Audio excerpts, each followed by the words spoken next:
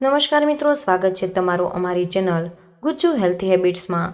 મિત્રો, સાંધાના દુખાવા, જેની દેશી ભાષામાં ગામડાના વાહના દુખાવા કહેવામાં પણ આવે છે। મિત્રો, આ વાહના વાયુના દુખાવા જે હોય છે, આ દુખાવાને ઘરેથી કઈ રીતે મટાડી શકાય, એનો મતલબ કે એનું દર્દ જે છે, એની પીડા છે, એને કઈ રીતે ઘરેથી આપણે ઓછી કરી શકીએ છીએ। ઘરગથ્થુ પ્રયોગોથી વાયુના દુખાવા અને સાંધાના દુખાવા જે છે એમાંથી રાહત કઈ રીતે મેળવી શકાય, એની 2-3 મિનિટની વાત છે।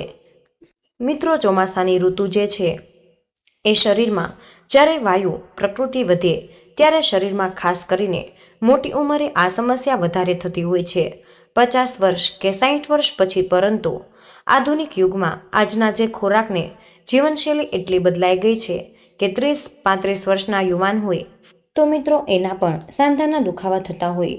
ગોઠણમાં દુખાવો, કમરમાં દુખાવો, કોણીમાં દુખાવો, ખંભામાં દુખાવો। શરીરમાં જ્યારે પણ વાયુ વધે છે ત્યારે વાયુ જે છે એ શરીરમાં ગમે ત્યાં પ્રસરી જાય છે અને એને લીધે જ શરીરમાં સાંધાના દુખાવા ગમે ત્યાં થતા હોય છે।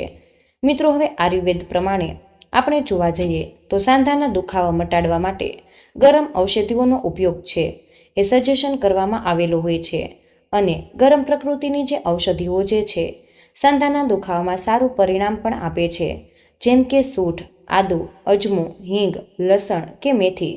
હવે આપણે ઘરે બેઠા સાંધાના દુખાવાને કઈ રીતે મિત્રો મટાડી શકીએ છીએ? તો મિત્રો, આપણે શું કરવું જોઈએ?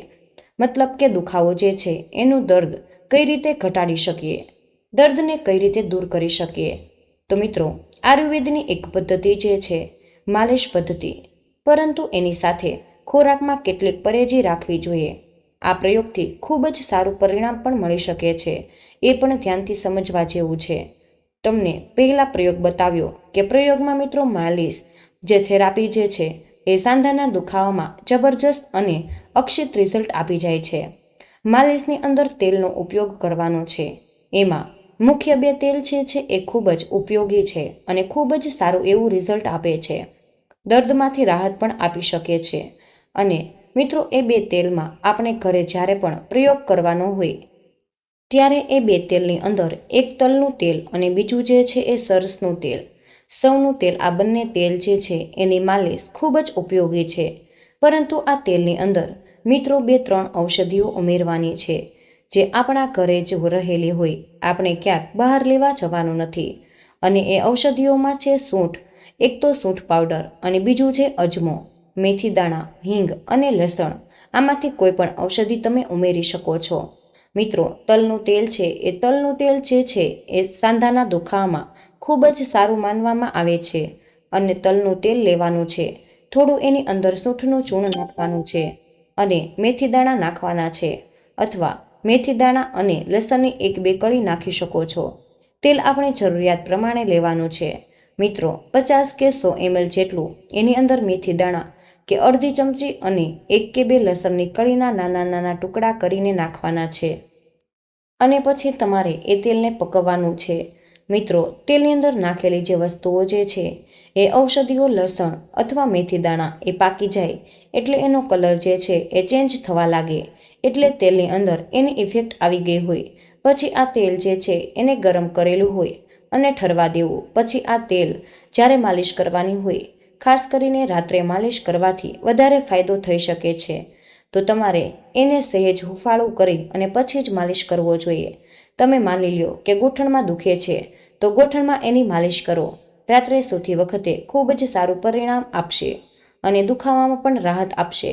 કમરમાં દુખે છે તો કમરમાં પણ માલિશ કરી શકો છો, કોણીમાં દુખે તો કોણીમાં પણ માલિશ કરી શકો અને ખંભામાં પણ તમે જ્યાં દુખાવો હોય ત્યાં તમે માલિશ કરી લ્યો છો। તો મિત્રો, હવે આવે છે સરસોનું તેલ, તો એની અંદર પણ સૂંઠ ઉમેરી શકાય, મેથી દાણા ઉમેરી શકાય અથવા લસણ પણ ઉમેરી શકો અથવા હિંગ પણ ઉમેરી શકાય। પરંતુ સૂંઠ, મેથી દાણા અને લસણ, આ 3 એવી ઔષધિ જે છે કે જે તલનું તેલ અથવા સરસોનું તેલ છે એની અંદર ઉમેરી અને તેલને પકાવી પછી આ તેલને હુંફાળું કરી જ્યારે તમે માલિશ કરવાની હોય ત્યારે સહેજ હુંફાળું કરવાનું।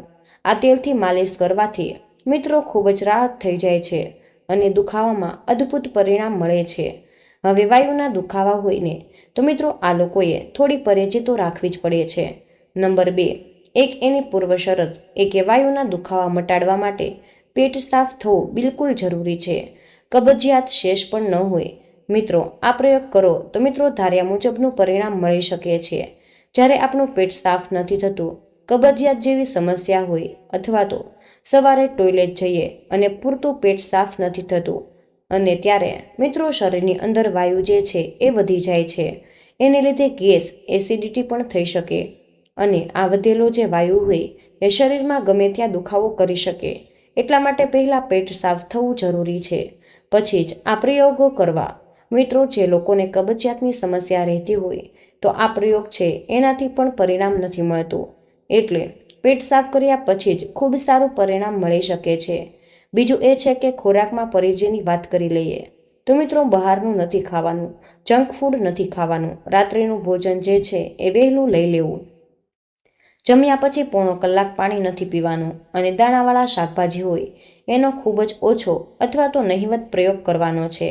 જેમ કે ભીંડા, વાલોળ, પાપડી કે બટાકા આવા શાકભાજી એનો ખોરાક ખૂબ જ ઓછો કરવાનો રહેશે.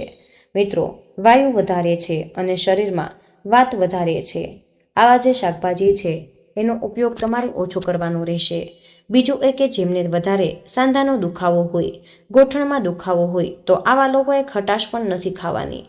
ખાટી વસ્તુ ખાવાથી પણ મિત્રો સાંધાના દુખાવા જે લોકોને થતા હોય એ લોકોને ઘણાને વધારે તકલીફ થતી હોય તો ખાટી વસ્તુ પણ ન ખાવી. ઘરનો શુદ્ધ અને સાત્વિક હળવો ખોરાક જ જેનું પાચન ખૂબ જ ઝડપથી થાય. મિત્રો, આવો હળવો ખોરાક ખાવાની સાથે સાથે માત્ર ને માત્ર આ તેલથી માલિશ કરવાથી પણ મિત્રો સાંધાના દુખાવામાં ગજબના ધાર્યા મુજબનું ખૂબ જ સારું પરિણામ જોવા મળે છે અને દુખાવામાં પણ રાહત થઈ જાય છે. બીજું કે રાત્રે સૂતી વખતે માલિશ કરવી અને દિવસે પણ બીજી વાર પણ માલિશ કરી શકો છો. પરંતુ રાત્રે કરેલી માલિશ એનાથી વધારે ઈચ્છિત એનું સારું પરિણામ મળી શકે છે. તો મિત્રો, મને આશા છે કે આજનો આ વિડીયો તમને જરૂર પસંદ આવ્યો હશે અને આ વિડીયોમાં તમને કંઈક ને કંઈક નવું શીખવા મળ્યું જ હશે. મિત્રો, આજના વિડીયોમાં બસ આટલું જ હતું. આજની આ માહિતી તમને કેવી લાગી અને આ વિડીયો તમે કયા શહેરમાંથી સાંભળી રહ્યા છો તે કમેન્ટમાં જરૂર જણાવી દેજો. વિડીયો પસંદ આવ્યો હોય તો વિડીયોને લાઇક અને તમારા મિત્રો સાથે શેર જરૂર કરજો. ચેનલ પર નવા હોય તો ચેનલને સબસ્ક્રાઇબ કરવાનું નહીં ભૂલતા. વિડીયોને અંત સુધી જોવા બદલ આપનો ખૂબ ખૂબ જ આભાર.